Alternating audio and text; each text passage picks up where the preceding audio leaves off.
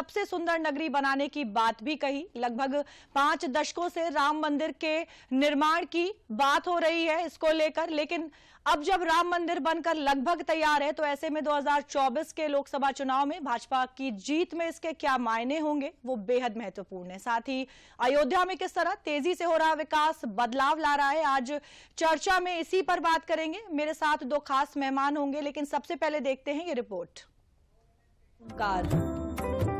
हमारे लिए तो कौन है, हमारे लिए तो ये जनता जनार्दन ही परिवार है, प्रदेश ही परिवार है।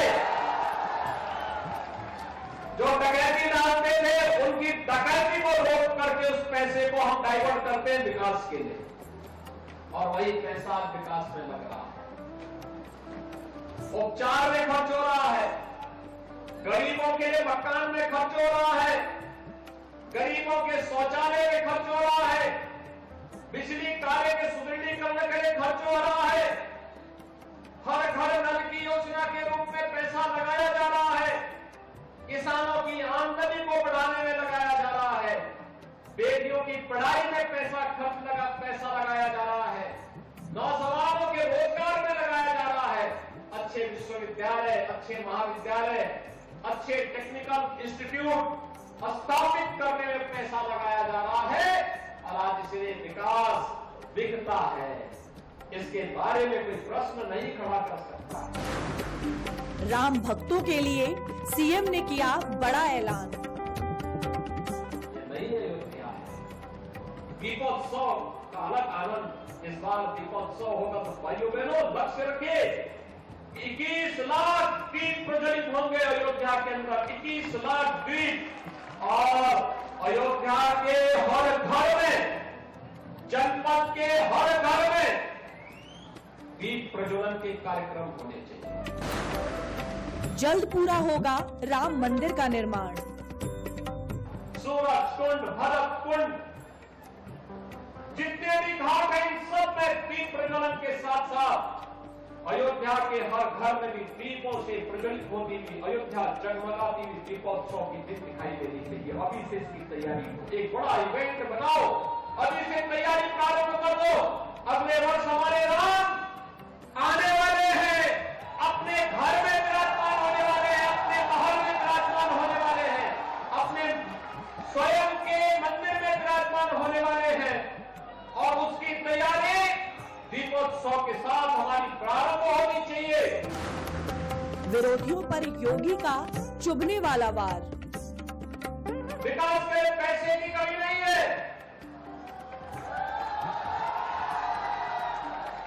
पैसे की कमी तब होती थी जब सरकारी खजाने पे डकैती डालने वाले लोग सत्ता में बैठ करके परिवारवाद और जातिवाद के मुंह में तांडव करते थे। अयोध्या का हो रहा कायाकल्प। अयोध्या नगरी को दुनिया की सबसे सुंदर नगरी बनाएंगे ही, और भरत कूप का भी विकास सूरज कुंड की तर्ज पर करेंगे। उसी प्रकार से महात्मा भरत के यहाँ सारवा स्थली को लाइट एंड साउंड कार्यक्रम के माध्यम से प्रस्तुत करेंगे। आपका सुंदरीकरण होगा, जो यहां पर लोग निवास कर रहे हैं उनका पुनर्वास होगा, पूरी जमीन को सुरक्षित रखते हुए एक बार फिर से त्रेता युग की ओर इसको ले जाने का कार्य किया जाएगा। जनवरी 2024 में होगा राम मंदिर का लोकार्पण।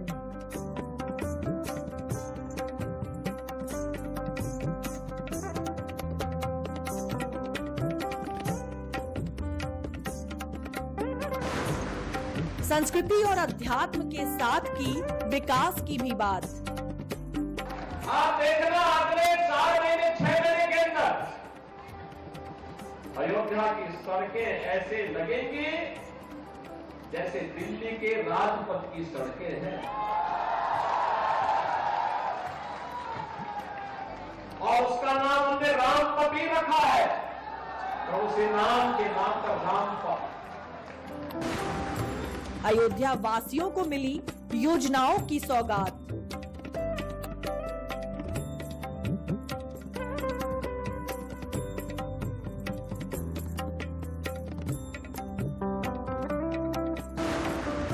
सनातन संस्कृति को है दुनिया से जोड़ने का प्रयास। हमारा प्रयास होना चाहिए यहाँ के प्राचीन ऋषि मुनियों की इस धरती को पर्यटन विकास के साथ जोड़ने का कार्यक्रम करेंगे। हमने उत्तर प्रदेश में एक इको टूरिज्म बोर्ड का गठन की प्रक्रिया को तेजी से आगे बढ़ाया है। अयोध्या में विकास लगातार है जारी।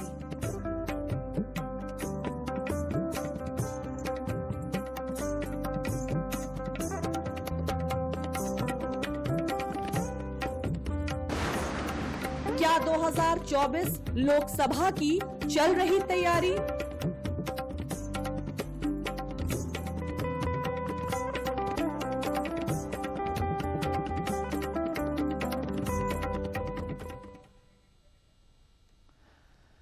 तो अयोध्या में लगातार विकास जारी है और कहीं ना कहीं इसे 2024 लोकसभा चुनाव से भी जोड़कर देखा जा रहा है। हमारे साथ आज दो खास मेहमान हैं। हमारे साथ हैं विजय उपाध्याय जी, आप वरिष्ठ पत्रकार हैं, साथ ही में राजीव वाजपेयी जी हैं, आप भी वरिष्ठ पत्रकार हैं। विजय उपाध्याय जी, जिस तरह से अयोध्या में हम पिछले कुछ समय से बदलाव देख रहे हैं, जिस तरह के जो वहां पर विकास हो रहे हैं, तो क्या सच में अयोध्या में वो बड़ा बदलाव देखने को मिला है? निश्चित तौर पर अयोध्या बहुत ज्यादा बड़े बदलाव की तरफ आगे बढ़ रही है। एक ऐसा शहर जो जिसकी आबादी 1.25 लाख थी, आज वहां 50 से 60 हजार लोग प्रतिदिन केवल दर्शन के लिए आते हैं। तो आप जो 50-60 हजार लोग आ रहे हैं वो अयोध्या में अपने पैसे खर्च कर रहे हैं, अयोध्या में रहने की व्यवस्था कर रहे हैं और उनके आने से वहाँ एक तरीके ये जो धार्मिक टूरिज्म है इससे जो इनकम बढ़ रही है तो वहाँ के लोग खुशहाल हो रहे हैं। जिन दुकानों पे पहले बिक्री जो है दिन भर की औसतन 2000 से 5000 होती थी, आज वो 20,000 से 50,000 की औसतन बिक्री हो रही है। इसके अलावा जो इंफ्रास्ट्रक्चर है शहर का, उसके लिए एक बहुत बड़ा कार्यक्रम सरकार ने तैयार किया है। वो करीब 32,000 करोड़ का है, लेकिन शायद इससे ज्यादा बढ़ेगा, जिसमें अयोध्या की सभी प्रमुख सड़कों को चौड़ा करना और ओवर ब्रिज बनाना और 2-2 किलोमीटर लंबे ओवर ब्रिज बन रहे हैं वहां पे। जो मुख्य सड़क जिसका अभी आपके पैकेज में मुख्यमंत्री जी जिक्र कर रहे थे 12 किलोमीटर का, उसमें भक्ति पथ है, एक राम पथ है जो राम मंदिर से जोड़ता है, एक जन्मभूमि पथ है जो जन्मभूमि मंदिर तक जोड़ेगा। तो ये 2 रास्ते मंदिर को जाने वाले होंगे। इन रास्तों को 4 लेन का बनाया जा रहा है और जो अयोध्या का पहले मुख्य मार्ग हुआ करता था वो शहादतगंज से नया घाट तक 4 लेन का बनाया जा रहा है, जबकि वो बहुत सकरा हुआ करता था अयोध्या में। उसके लिए जमीनें ली गई, लोगों को मुआवजे को अच्छे से दिए गए और जो दुकानें शिफ्ट हुई उनके लिए 600 दुकानों का एक मॉल बना रहे हैं। वहां पे 1 से ज्यादा मॉल बन रहे हैं, शायद 2 मॉल बन रहे हैं। इसके अलावा वहां अंडरग्राउंड वायरिंग अंडरग्राउंड है, सीवर लाइन बिछा दी गई है। यात्रियों की सुविधा के लिए ट्रस्ट की तरफ से 50,000 यात्रियों के रहने की और खाने के लिए प्रसादालय बनाया जा रहा है। तो एक अमूलचूल परिवर्तन, एक क्रांतिकारी बदलाव हो रहा है। अब इसमें लोग ये कहेंगे कि 32,000 करोड़ रुपए एक धार्मिक नगर पे खर्च करके सरकार को क्या मिलेगा। तो मैं आपको बताऊं कि वाराणसी में जहां 700 करोड़ का काशी कॉरिडोर बना है, वहां पे इस समय बहुत बड़ी तादाद में लोग आ रहे हैं और पूरे भारत से आ रहे हैं।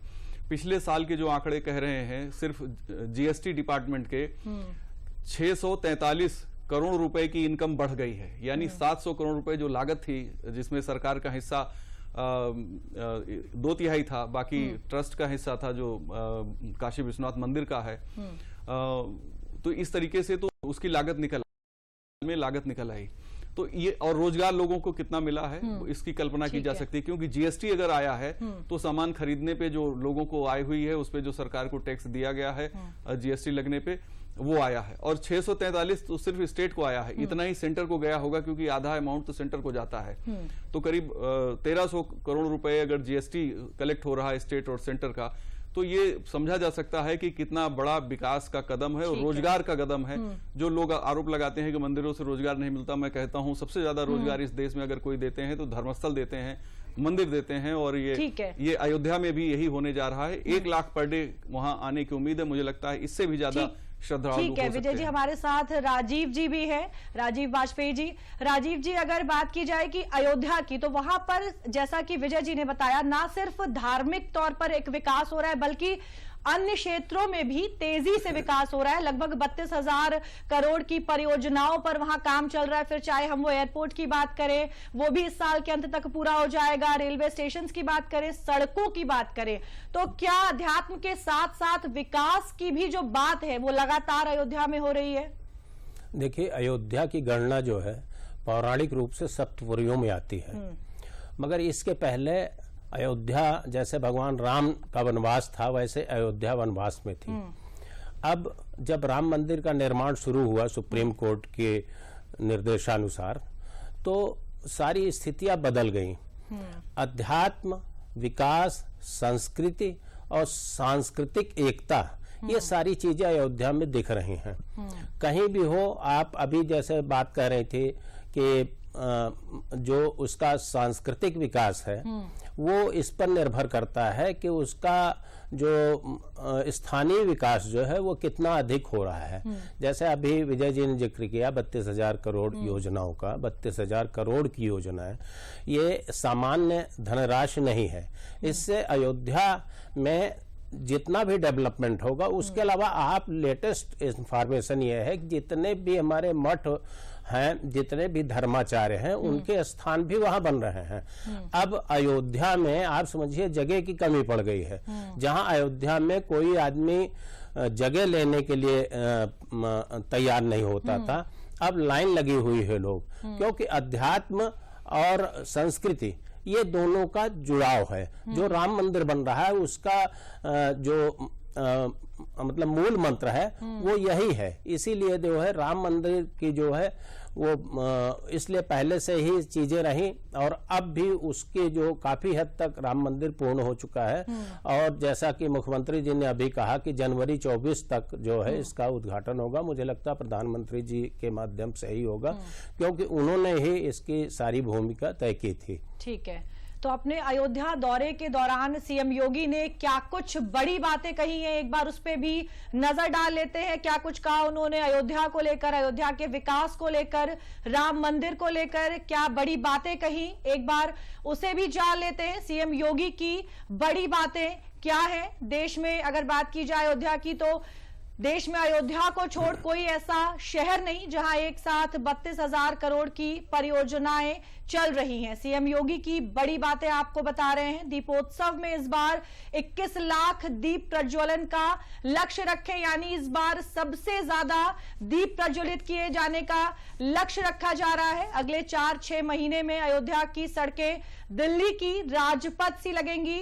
सड़कों के विकास को लेकर भी बड़ी बात कही कि दिल्ली की राजपथ सी सड़कें लगेंगी। पीएम मोदी के कर कमलों से जनवरी में रामलला 500 वर्ष बाद अपने स्वयं के मंदिर में होंगे विराजमान, यानी 500 वर्ष बाद वहां पर मंदिर में विराजमान होंगे रामलला।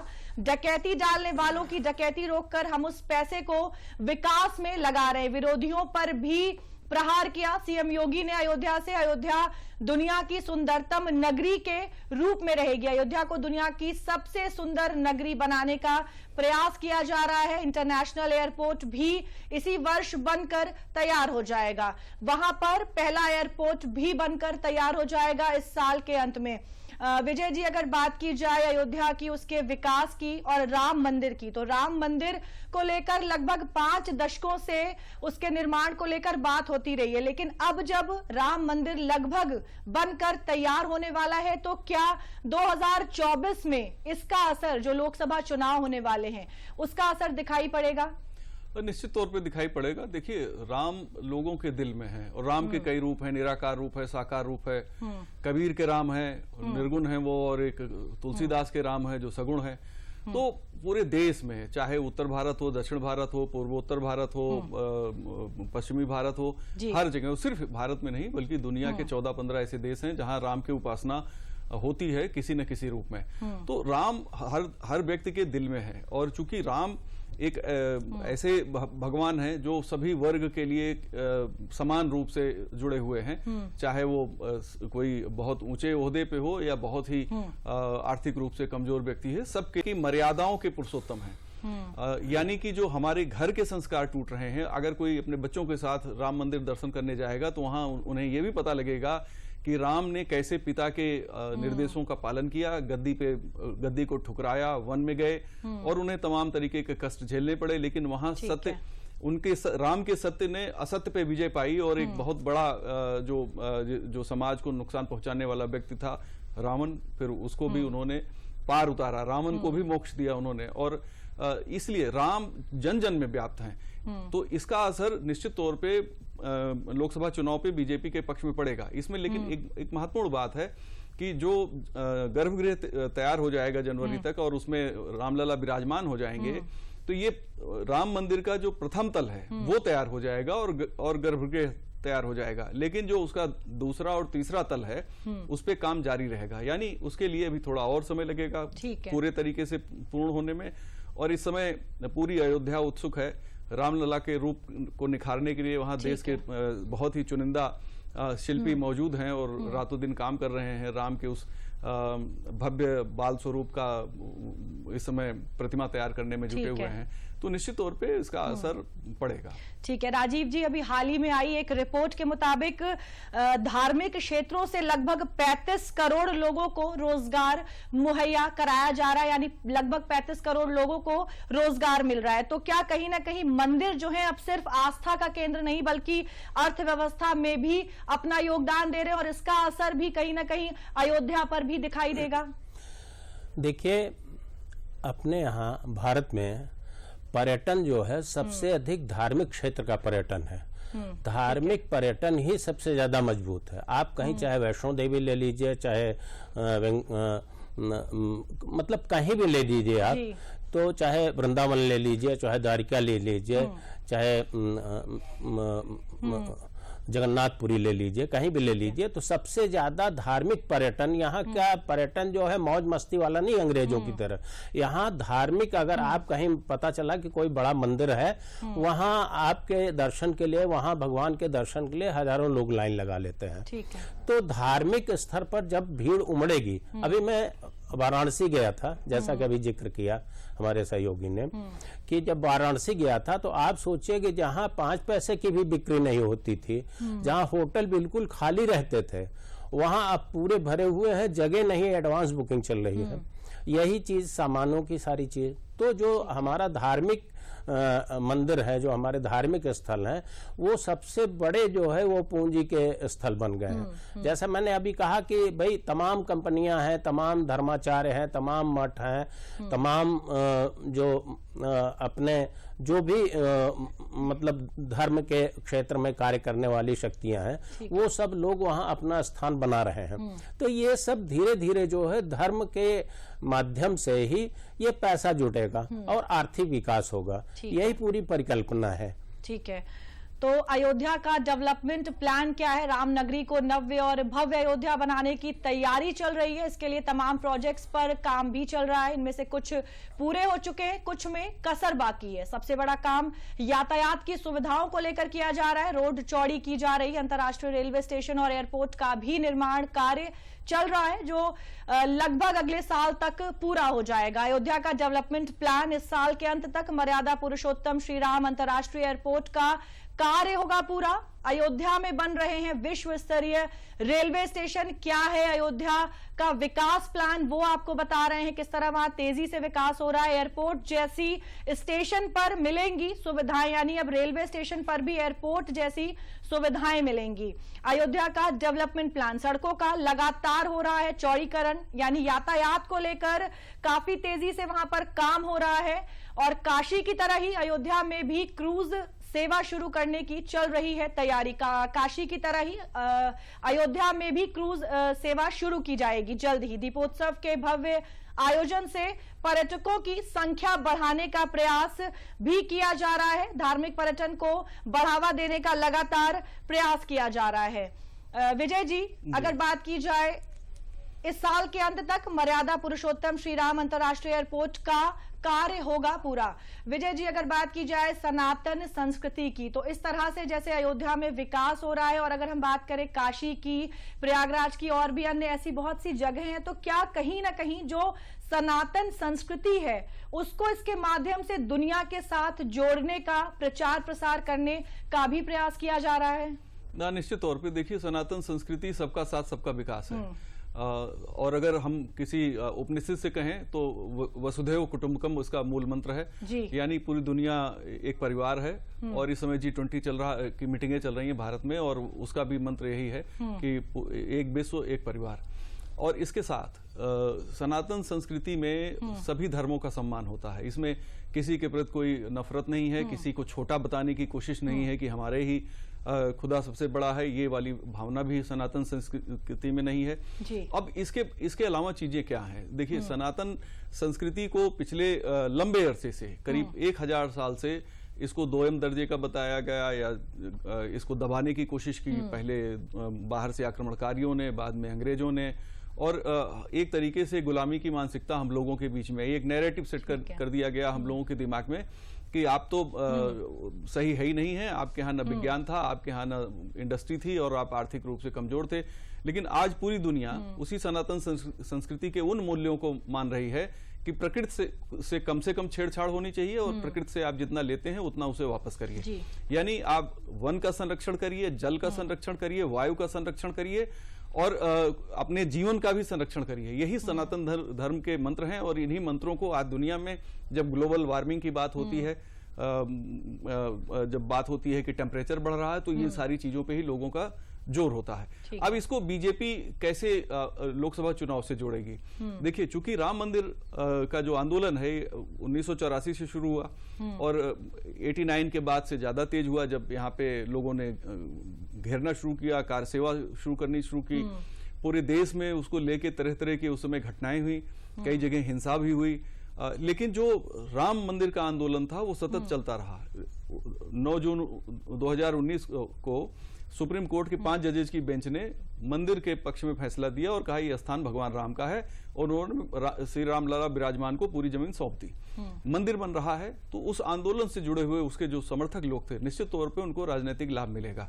दूसरा, अभी जब राम मंदिर के लिए धन संग्रह करने की कोशिश शुरू की थी, तो 13 करोड़ लोगों से 35,000 करोड़ रुपए इनको, 3,500 करोड़ रुपए, माफ करिएगा, 3,500 करोड़ रुपए इनको दान भी प्राप्त हुआ। 12-13 करोड़ लोगों ने ये दान दिया। यानी कि जनता, बहुत बड़ी तादाद में लोग ऐसे हैं जो राम मंदिर से जुड़े हुए हैं, राम की आस्था से जुड़े हुए हैं, और उनके जुड़ाव का ये कारण है राम से कि वो अपने परिवार में मर्यादा चाहते हैं। एक अच्छा बेटा बनना है तो कौन उदाहरण होगा? भगवान राम होंगे। एक अच्छा भाई के लिए अगर आपको उदाहरण देना होगा तो भरत और लक्ष्मण होंगे, शत्रुघ्न होंगे। एक अच्छे माँ के तौर पे अगर आप, तो कैकेयी, कौशल्या, कैकेयी का भी नाम लोग लेते हैं, हालांकि उन्होंने वचन की वजह से इनको वनवास करना पड़ा, लेकिन कौशल्या की बात होती है तो माँ के तौर पे बात हो जाती है, पिता के तौर पे दशरथ की बात होती है। तो संपूर्ण जो परिवार है उससे जुड़ा हुआ है। इसका असर निश्चित तौर पे राजनीति के क्षितिज पे भी पड़ता है। ठीक है। राजीव जी, अयोध्या में एयरपोर्ट का निर्माण भी हो रहा है, जो इस साल के अंत होते होते लगभग पूरा हो जाएगा। कहते हैं कि अगर दुनिया से जुड़ना है तो जो यातायात के जो साधन हैं वो मजबूत होने चाहिए, और अयोध्या में एयरपोर्ट बन रहा है, रेलवे स्टेशन का जो कायाकल्प है वो हो रहा है। तो क्या कहीं ना कहीं अयोध्या जब दुनिया से जुड़ेगी, देश से जुड़ेगी, दुनिया से जुड़ेगी, तो जो अर्थव्यवस्था है उस पर भी इसका असर दिखाई देगा? निश्चित रूप से। देखिए, अयोध्या जो है पहले फैजाबाद जिले में आती थी, फैजाबाद जिला कहा जाता था। अब पूरा अयोध्या जिला है, अयोध्या कमिश्नरी भी है। अब जब एयरपोर्ट बन जाएगा तो सीधे जो है कहीं विश्व के किसी भी कोने से जहाज जो है सीधे अयोध्या ही उतर सकेंगे। कोई उन्हें लखनऊ या दिल्ली उतरने की जरूरत नहीं है। अभी तक ये होता था कोई दिल्ली से यहाँ आते थे या लखनऊ से अयोध्या जाते थे, अब उनके पास साधन हो जाएगा सीधे। और निश्चित रूप से इससे हमारी जो विदेशी आए हैं, क्योंकि विदेश में सबसे ज्यादा डिमांड है, अपने यहाँ तो राम जो है जन जन में बसे हुए हैं, तो लोग चाहे साउथ का आदमी हो, चाहे पश्चिमी उत्तर प्रदेश का हो, या मतलब नॉर्थ ईस्ट का हो, पश्चिमोत्तर का हो, तो कहीं या पूर्वोत्तर का हो, उन राज्यों के तमाम सभी लोग जुड़े हुए हैं, मगर जो विदेशों से लोग आएंगे उनकी बहुत बड़ी संख्या होगी। और यही नहीं, आप देखें अयोध्या के बाद उसका लाभ जो है कुशीनगर को मिलेगा, बनारस को मिलेगा, आसपास की वो सब जगहें जो हैं आज भी लोग जो आते हैं वो देखने की इच्छा रखते हैं। तो निश्चित रूप से इससे आर्थिक विकास को बढ़ावा मिलेगा। ठीक है विजय जी, लगातार पिछले 5 दशकों से राम मंदिर निर्माण की बात हो रही थी, लेकिन अब तक किसी भी सरकार ने, पहले की सरकारों की अगर बात की जाए तो इस मुद्दे को नहीं उठाया, लेकिन अब जब भाजपा इसे लेकर इतनी सजग हुई और इसकी लगातार बात हुई और अब राम मंदिर बनकर लगभग तैयार भी होने वाला है, इसकी क्या वजह रही कि जो पहले की सरकारें हैं उन्होंने कभी इस मुद्दे को नहीं उठाया, राम मंदिर को लेकर बात नहीं की? देखिए, पिछली सरकारों में विल पावर की कमी थी और कोर्ट में चूंकि ये मामला चल रहा था और फैसला कोर्ट को करना था, तो वहां पे सुनवाई को टालने की कोशिश करते थे। जज अगर सुनना भी चाहते थे तो लॉ एंड ऑर्डर की वजह बताकर या कोई दूसरी वजह बताकर वो चीजें टलती रहती थी। ठीक है। आप सोचिए कि 30 सितंबर 2010 को हाईकोर्ट से फैसला आया, उसके बाद भी ये लटका रहा और 9 साल बाद जाके सुप्रीम कोर्ट की 5 जजेस की बेंच ने इसको फैसला दिया। उस समय की हमारे गृह विभाग ने, उस समय की पूरी सरकार जो नरेंद्र मोदी जी की सरकार है और जो इस आंदोलन से जुड़े हुए लोग थे, इन लोगों ने कोर्ट केस को अंजाम तक पहुंचाने में पूरी भूमिका निभाई और कोर्ट ने फैसला श्री राम लला विराजमान के पक्ष में दिया और मस्जिद पक्ष को भी उन्होंने अयोध्या की सीमा में ही 5 एकड़ जमीन देने का निर्देश दिया, जो उत्तर प्रदेश सरकार ने उनको जमीन सौंप दी। वहां भी वो लोग काम करना शुरू कर रहे हैं। तो जो काम का फैसला, जो फैसला आया कोर्ट का, वो आया 19 में, यानी नरेंद्र मोदी जी की सरकार थी। और जो मंदिर निर्माण के लिए ट्रस्ट बना, वो नरेंद्र मोदी जी ने पार्लियामेंट से उस ट्रस्ट का निर्माण किया, श्री राम जन्मभूमि तीर्थ क्षेत्र समिति, तीर्थ क्षेत्र ट्रस्ट। तो अब ये ट्रस्ट बन गया, ट्रस्ट ने लोगों से धन संग्रह किया, ट्रस्ट मंदिर बना रहा है और भूमि पूजन के लिए स्वयं प्रधानमंत्री यहाँ आए थे 5 अगस्त 2020 को, जब उस समय हालांकि कोरोना का बहुत ज्यादा असर था, तो बहुत ज्यादा लोगों को बुलाने गए, सिलेक्टेड लोग वहां मौजूद थे और वहां पे उसकी पूजा हुई और तेजी से राम मंदिर का निर्माण शुरू हुआ। पहला चरण राम मंदिर का पूरा हो जाएगा दिसंबर तक और जनवरी में प्राण प्रतिष्ठा हो जाएगी गर्भगृह में। तो अच्छा, अब ये जो आपने एक डेवलपमेंट का सवाल पूछा है जी, अभी 50 से 60 हजार लोग आ रहे हैं, यानी जब से अस्थायी मंदिर में रामलला विराजमान है, जब मंदिर बन जाएगा तो कम से कम 1 लाख व्यक्ति प्रतिदिन आएगा, यानी कि एक महीने में 30 लाख आदमी, साल भर में करीब 3.5 करोड़ लोग आएंगे, 3.5 करोड़ से 4 करोड़ लोग आए। रामनवमी वगैरह में तो पहले भी 15 लाख 20 लाख लोग आते थे। यानी कहीं ना कहीं जो धार्मिक पर्यटन है उसको भी तेजी से बढ़ावा मिलेगा। विजय जी, राजीव जी, आप दोनों चर्चा में आए, उसके लिए आप दोनों का बहुत बहुत धन्यवाद। तो अयोध्या में लगातार तेजी से काम हो रहा है, विकास हो रहा है, फिर चाहे वो हम एयरपोर्ट की बात करें, रेलवे स्टेशन की बात करें, और राम मंदिर तो अगले साल बनकर तैयार होने ही वाला है और इसको 2024 लोकसभा चुनाव से भी जोड़कर देखा जा रहा है। चर्चा में आज मेरे साथ बस इतना ही। नमस्कार।